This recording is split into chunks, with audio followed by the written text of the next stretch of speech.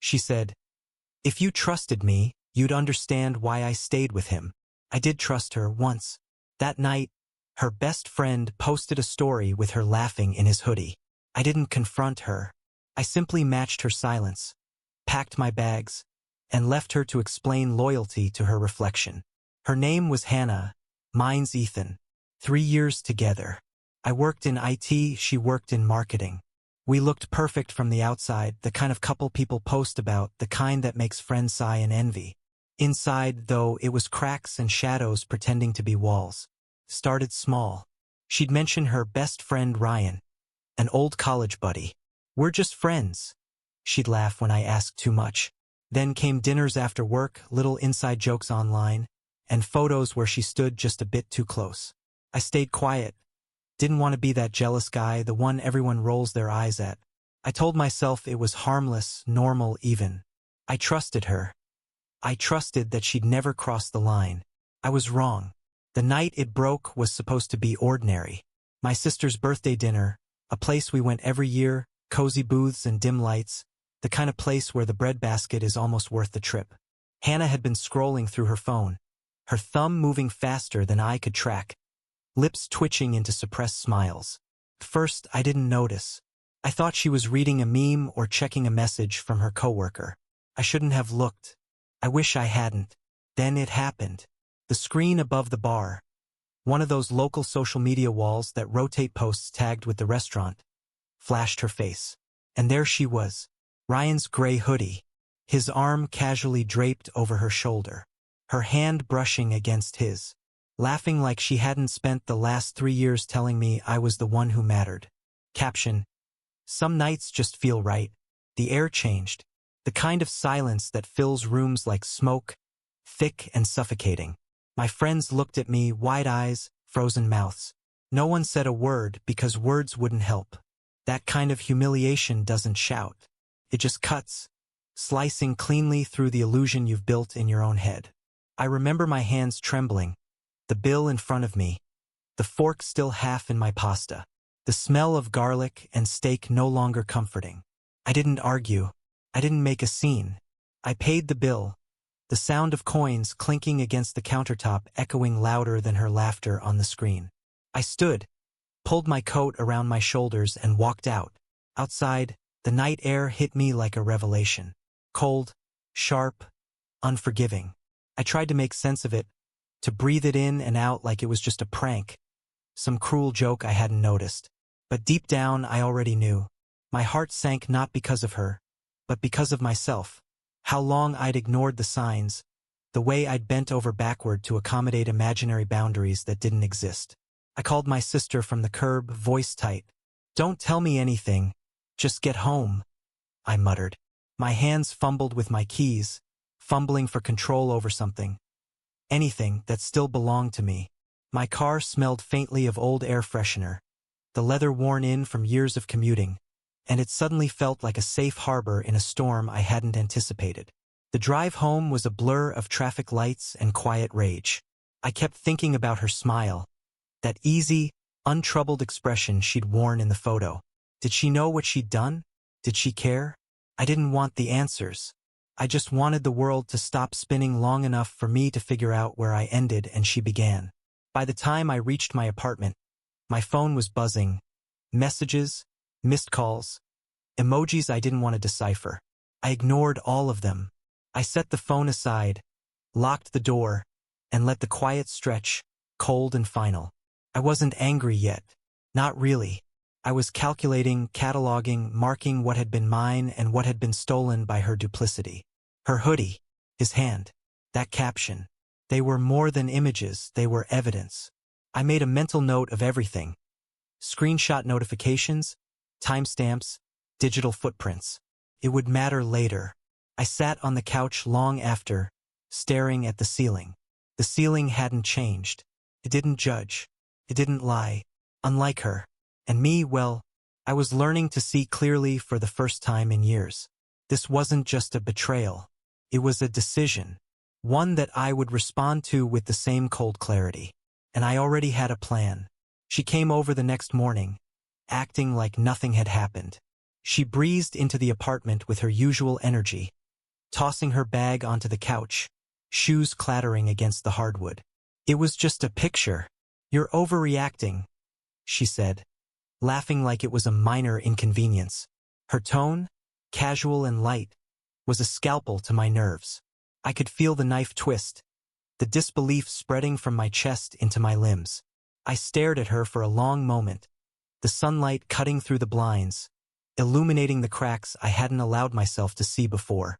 "Did you sleep at home last night?" I asked. My voice was even low, but the words carried weight. For a brief second, she froze, hesitation so subtle I almost missed it. Then she shrugged, a practiced nonchalance plastered across her face. "If you trusted me, you'd understand why I stayed with him," she said, the words deliberate, almost rehearsed. "He's going through a hard time." The calm precision of her phrasing made something inside me go cold. Not just cold, but lethal in its clarity. Every memory, every shared laugh that I had carefully built into a fortress of trust, now felt like rubble at my feet. I didn't yell. I didn't fight. I didn't even argue. I just went quiet, letting the words hang in the apartment like smoke from a fire that had burned silently under the rug for years. Hours passed. She moved around the apartment, humming softly while I sat at the kitchen table, absorbing the weight of what I'd seen, what she'd admitted, what she hadn't. I watched her scroll through her phone, seemingly oblivious to the dissonance that stretched between us. The hoodie, the hand-holding, the caption, it wasn't just a betrayal. It was a calculus of choices, and I had been counted out. By evening, I had made my decision. My hands moved with methodical intent. Suitcases, one black, one navy, lined up beside the bed. I folded my clothes with precision, carefully separating what was mine from the little I had lent her over the years. My laptop went on top, chargers bundled neatly. Each object, each bite of digital memory, carefully chosen to carry me forward, leaving nothing behind that could anchor me to this illusion. I left her a note on the fridge. Not angry, not pleading, not dramatic, just a statement of fact. In block letters with no flourish. "Don't worry, I figured it out. Trust wasn't the problem. It was who I gave it to." I didn't wait for a reaction. I didn't linger to see her expression. My keys went into my pocket. The apartment smelled faintly of jasmine air freshener and the faint residue of her last perfume. Scents that once felt comforting and now felt like accusations. I took a deep breath and walked out, locking the door behind me, hearing the finality in the click. The drive to my sister's apartment was silent except for the low hum of the engine. Every stoplight, every turn, felt like a checkpoint in a ritual I hadn't intended to perform. Shedding years of deception, stepping into clarity I hadn't wanted but desperately needed. The city lights reflected on the windshield, fractured like my perception of her, of us, of myself. When I arrived, my sister greeted me with a mix of concern and relief. "What happened?" she asked, voice soft but sharp enough to cut through the tension. I shook my head, not ready to recount the exact betrayal yet. Instead, I simply placed my bags down and slumped onto the couch. "She stayed with him last night. I know everything now." Her eyebrows shot up. "Everything." I nodded, my jaw tight. Every picture, every subtle excuse, every laugh that wasn't meant for me. Trust was the lie. The hoodie was the proof. I spent the rest of the night on her couch, letting the weight of betrayal settle around me. I went through my messages, screenshots of posts, timestamps, captions, all cataloged and labeled. Evidence not for revenge, but for clarity, for understanding, for the cold, procedural cataloging of reality. Sleep came fitfully. Dreams were scattered. Glimpses of gray hoodies, half-lit restaurant screens, words spoken that didn't match reality. When I woke, the city outside was already stirring, indifferent. The apartment was quiet, my sister's cats weaving between my legs. I felt detached but not empty, a focused detachment, the kind that allows you to see the path forward clearly. I didn't call her. I didn't respond to texts that pinged like minefields on my phone. Every vibration was a temptation, a lure into chaos. But I stayed quiet, let her question, Let her wait. My life, my apartment, my decisions, my control. By morning, my plan was clear. She had demonstrated her choices. I had cataloged the truth. Now it was time to act in accordance with the reality she had constructed. A world where trust was currency she spent elsewhere, and I would reclaim mine elsewhere. I took one last look at the note on the fridge in my mind's eye, a reminder that statements of intent, when coupled with action, are far more powerful than any argument could ever be. I was done waiting for her to change, done hoping for excuses, done being collateral in someone else's reckoning. I had been betrayed. I was awake, and I was moving forward, methodically, without hesitation, leaving only the fragments of what once was in the dust behind me. 2 days later, the world reminded me of her duplicity in the most public way possible.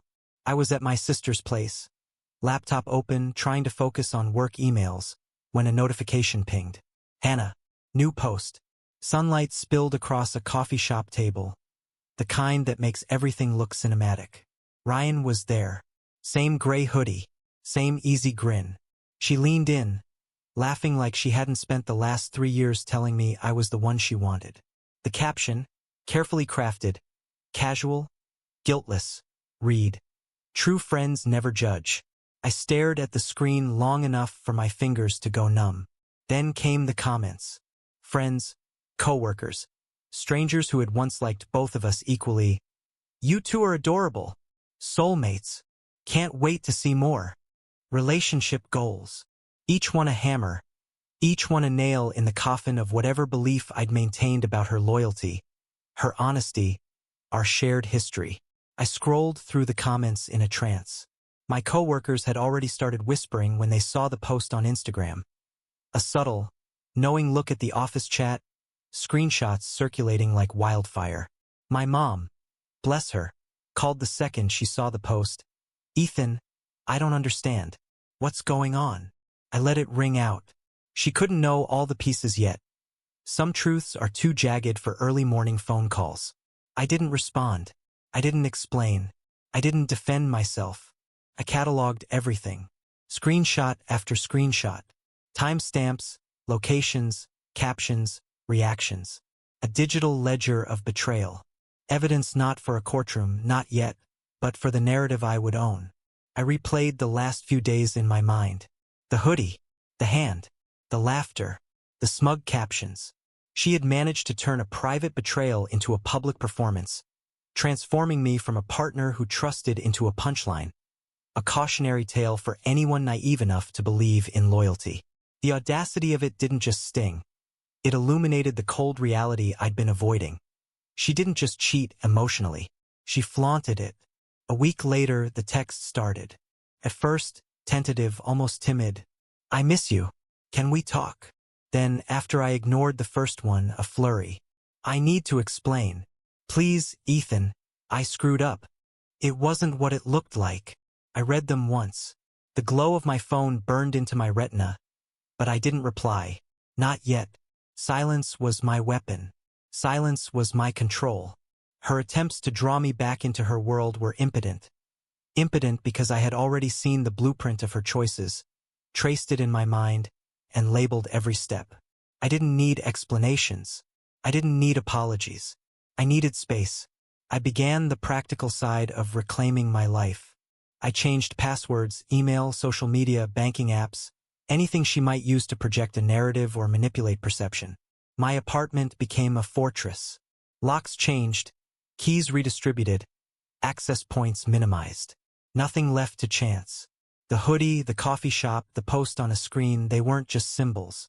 They were the last signals that my passive trust had ended.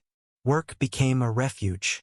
Each line of code I wrote, each system I debugged, became a rhythm, a heartbeat, a proof to myself that I could exist outside the gravity of her lies. Friends asked questions. I gave partial truths. Enough to maintain appearances, but not enough for gossip to twist me into the victim she wanted me to be. I documented everything, meticulous, obsessive timestamps, conversations, screenshots, posts. A trail of proof that she had chosen performance over honesty. Then came the side effects. Mutual friends, seeing her post, began taking sides.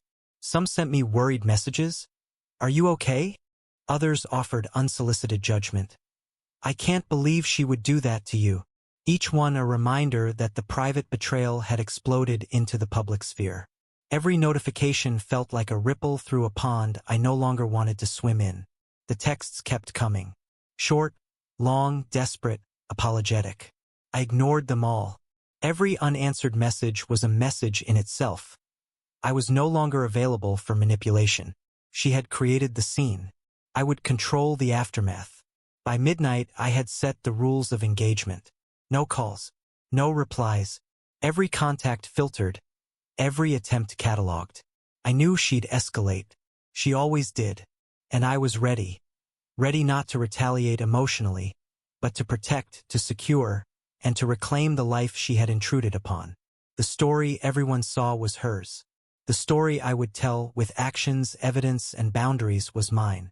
And it would be more than a caption on a screen. It would be a record of control regained, trust recalibrated, and a future she no longer had the power to rewrite. She showed up at my new apartment downtown without a single text warning. No knocking either, just the kind of intrusion that carries the pretense of casualness but is weighted with expectation. Coffee in one hand, my old sweater, the one she knew I liked, draped over her other arm. She looked like she'd rehearsed the approach, the tilt of her head, the pleading softness of her eyes. But preparation doesn't undo history. I made a mistake, she began, voice trembling but deliberate. Ryan was just a friend. I want us back. I stood barefoot in the living room, my mug of black coffee heavy in my hands. The smell of roast and early morning lingered, a contrast to the tension vibrating between us. I didn't move closer. I didn't smile. I just studied her. The carefully maintained facade, the glint of desperation she tried to mask under practiced calm.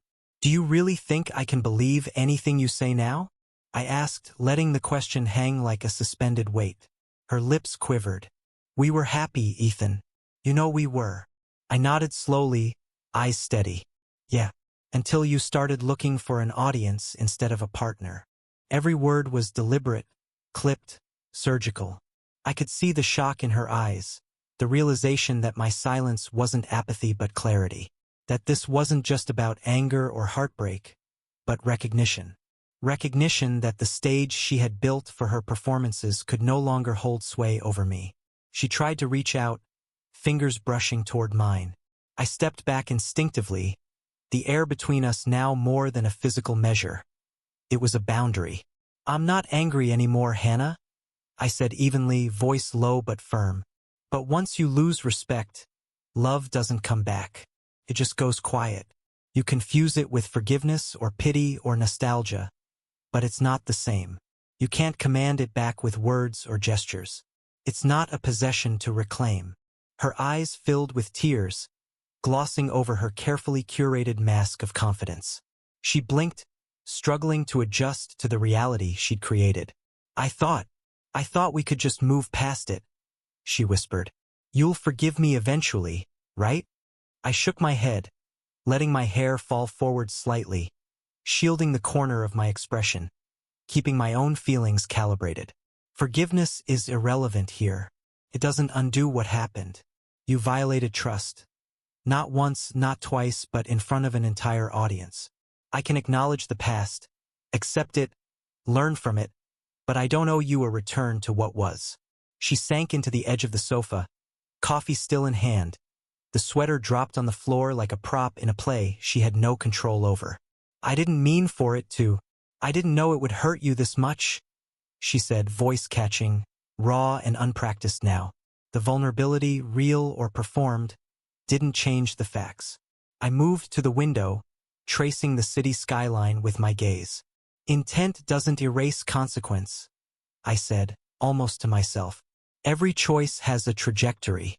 You chose an audience over the relationship. You posted, tagged, laughed. I cataloged every moment. I secured what belonged to me, and I didn't retaliate with drama or violence. I responded with clarity, with action. Her silence was thick, almost tangible. She hadn't expected this level of methodical detachment. The casual manipulations that had once worked, soft words, charm, apologies, now collided with the architecture of my resolve. I had rebuilt control over my space, my assets, my narrative. She realized, perhaps too late, that she no longer had access to any of it. I finally turned to face her, calm, composed. This isn't about revenge, Hannah. It's about restoring the boundaries you eroded. The apartment, the life, the space you took for granted, all mine to protect. You're a visitor now, not a participant. And that's exactly how I intend to keep it. Her breath hitched, the weight of recognition pressing down. So, this is it? You're done. I set the mug down on the counter with deliberate precision, each click of ceramic on granite echoing my finality. Done. Not angry, not resentful. Just done. Love doesn't return from a public betrayal. Respect, trust, those are the currencies of any partnership. You spent both on an audience. The bank's empty. She didn't move, didn't argue, didn't even plead further. Her presence in my apartment, the coffee, the sweater, the rehearsed sorrow had become irrelevant. I had reclaimed the narrative. She had mirrored her own actions back to me, and the reflection was clear. The stage was hers, but the audience had left. The apartment door clicked shut behind her when she finally left, her steps echoing down the hall. Silence returned. I walked barefoot across the hardwood, tracing the line of the living room, feeling the emptiness fill not with grief but with clarity, the quiet aftermath of boundaries firmly established. I poured another cup of coffee. Methodically, without haste, I sipped. Control, at last, belonged to me. A few days later, my phone buzzed. Ryan. An unknown DM. Cautious. Hesitant. Bro, she said you guys were just on a break. Don't make it weird. I stared at the message for a moment, the morning sunlight slicing through my blinds, and then opened my gallery. Screenshot after screenshot of Hannah's posts, timestamps glowing like warnings. I attached one to Ryan's DM. The coffee shop, the gray hoodie, her laugh frozen in a frame of betrayal, and another photo of my packed suitcase, sitting neatly on the living room floor. No words beyond the attachments. One image, one statement. Facts, not argument. He read it instantly. Blue ticks confirmed. Then silence. No reply. I didn't expect one. The confrontation wasn't about explanation. It was about clarity, evidence, and boundaries.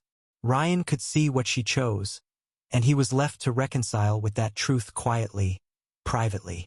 Later that week, my phone rang again. Unknown number. My chest tightened, but I answered. It was Hannah's mother. Soft, trembling, voice shaking through the line. Ethan, I don't know what to say. Please just understand. She's young, she's confused. She didn't know how to handle things. I let a long pause hang before replying, calm, deliberate.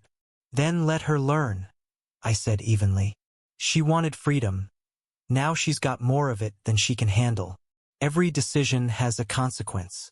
This isn't punishment. It's reality. The line went quiet. I heard sniffles, the rustle of tissues, and a few more words about concern for her well-being. I acknowledged them politely but did not invite debate, reflection, or guilt. The conversation ended without drama, an important boundary set. The lesson wasn't mine to mediate. A week later, the first tangible ripples appeared. Mutual friends began posting cryptic updates. Brunches she wasn't invited to, casual mentions of changes in her routine, subtle shifts in shared circles. Rumors filtered through, her colleagues quietly distancing themselves after her story leaked.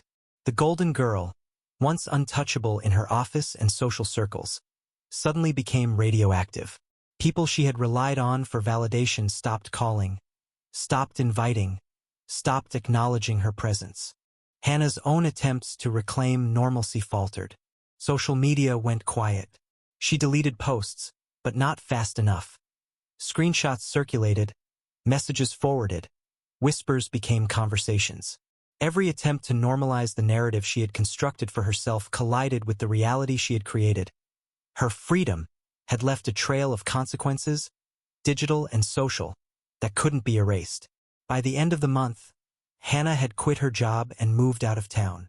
The move was sudden but inevitable. The office she had once commanded respect in no longer mattered. She had no allies, no audience, no platform. Ryan, predictably, disappeared from social media, no posts, no mutual interactions. Whatever friendship had been maintained during the public displays of her duplicity didn't survive the silence and absence. She had constructed a world around attention, validation, and curated closeness. All of it evaporated when the framework of lies collapsed. I watched it unfold passively, deliberately. No celebratory posts, no gloating comments, just observation, and the calm knowledge that boundaries I had enforced were holding firm. My apartment, my life, my routines untouched. My decisions had been methodical. The locks, the packing, the cataloging of evidence, the refusal to engage in drama. Each step had reinforced a simple principle. Control and clarity take precedence over emotion when trust is irrevocably broken. Friends who had witnessed the ordeal started messaging, some cautiously, some incredulous. "I can't believe she did that," one friend wrote. "You handled it differently." Another sent a laugh emoji with a screenshot of a mutual friend's comment. "Ethan's calm is terrifying." I didn't reply. Calm was my statement. Silence my proof. Actions spoke louder than words, and they had spoken consistently over the past month. The post-breakup narrative, the public performance, had reverted. The stage Hannah had built for herself. Ryan, the hoodie, the laughter, the captions was empty. She had no audience now, and I was free from the role she had cast me in. The jealous, gullible, overinvested partner. The only thing that mattered now was clarity. Space reclaimed, digital and physical boundaries secured, the story documented, the evidence archived. Each notification left unread reinforced the same principle. I had stepped out of the theater she had imagined, and in doing so, I had reclaimed more than dignity. I had reclaimed control over my life, over my narrative, and over the trust that remained mine to protect. The city moved on outside my window. Neon lights flickered. Streets buzzed with ordinary chaos. And in my apartment, the quiet was deliberate, calm, unassailable. The perfect backdrop for someone finally free from someone else's performance. It's been 6 months. 6 months of quiet mornings, quiet evenings, quiet life. No notifications lighting up my phone with demands, apologies, or excuses. No late-night messages pleading for attention. No curated social media posts designed to humiliate. No friend of friends forwarding screenshots like gossiping carriers of her narrative. Just peace. I bought a small apartment closer to work. 2 bedrooms, open kitchen, minimal furniture. Just enough to hold what I need and nothing more. The hardwood floors creak less than my old place. The sunlight falls at perfect angles in the late afternoon, and the view of the city skyline is unobstructed, sharp and honest. Nothing like the filtered version she had broadcast to the world. Each corner, each shelf, each item is mine. Every decision regarding space, aesthetics, and order is made by me, for me, without apology or compromise. Morning runs have become my ritual. 6 days a week, I push off the pavement just as the city is waking. The air crisp and biting, lungs burning, legs churning. I trace the same route around the park, through the side streets, past buildings that have no memory of her, no memory of us. Each stride is a marker, a reminder of the distance I've traveled from her betrayal, both physically and mentally. Sweat and exertion have replaced the hollow anxiety I once carried, the sense that I was tethered to someone else's whims. Sketching returned as well. Pencils, charcoal, ink. The simple act of capturing light and shadow on paper is meditative, grounding. Faces, cityscapes, small abstractions. Each piece a reflection of how observation without expectation feels. I sketch for myself now, not for validation, not for anyone to admire. The marks on the paper remind me that creativity thrives in solitude, in honesty, in control of your own narrative. Sometimes, walking to the cafe on weekends, I catch my reflection in the window before ordering. Coffee in hand, hood up, ears warm against the wind. I see the same eyes that once trusted blindly, now sharper, steadier, more discerning. I remember that night, the restaurant, the screen, the gray hoodie, the caption, the embarrassment, the cold clarity, the way I packed my life and left her world behind. Silence had been my tool, my shield, my statement. It still is. She once asked me, years ago, during a rare moment of vulnerability, if you trusted me, would things be different? I think about that question often, not in longing, but in perspective. Yes, I would have never learned, at least not this early, that betrayal is rarely a single act. It's the confidence of someone who assumes you'll never leave, who expects you to endure humiliation quietly, who takes your trust as collateral. I would have remained tethered, compliant, forgiving, desperate for scraps of validation. Instead, I walked away. The peace I have now is quiet but profound. No vindictive posts, no confrontations, no court dates, no friends forced to pick sides. The mess has resolved itself without spectacle. Actions, deliberate, measured, replaced emotion. Boundaries established and enforced. Assets secured. Spaces reclaimed. Every text I ignored. Every lock changed. Every screenshot saved was a deposit into the account of my autonomy. The world outside continues, indifferent as always. People hustle past on the sidewalks. Cars hum down avenues. Buildings reflect sunlight. It is ordinary, mundane, and beautiful in its ordinariness. Life isn't a curated performance anymore, and that is precisely why it feels full. I make my coffee, sit at the window, and watch the city stretch, yawn, wake. And I smile quietly, not because of revenge, not because of pride, but because silence, the silence I chose, is louder than any argument, any confrontation, any caption, any tearful apology she could have offered. It is final. I am present in my own life, unbound, unmanipulated. The betrayal once loud and blinding is now distant, muted, catalogued in memory but no longer commanding action. I sip my coffee and think. Trust, once given blindly, can break. But clarity, once claimed deliberately, can heal. And so I breathe, and the quiet works. It heals.